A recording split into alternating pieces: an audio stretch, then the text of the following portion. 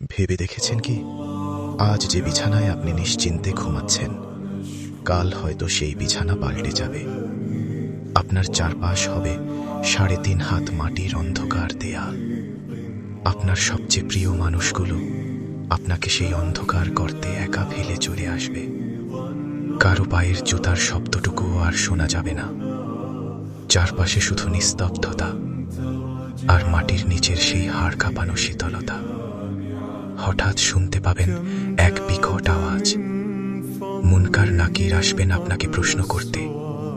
সেদিন আপনার ক্ষমতা কাজ করবে না, আপনার বংশ পরিচয় কোনো কাজে আসবে না। সেদিন শুধু আপনার আমলনামাই হবে আপনার একমাত্র আলো। হে মানুষ, কবরের সেই প্রথম রাতটি আসার আগেই কি আমরা রবের কাছে ক্ষমা চাইব না? এখনো সময় আছে। সেজদায় লুটিয়ে পড়ুন, কারণ কবর কারো জন্য জান্নাতের বাগান, আর কারো জন্য হবে জাহান্নামের গর্ত।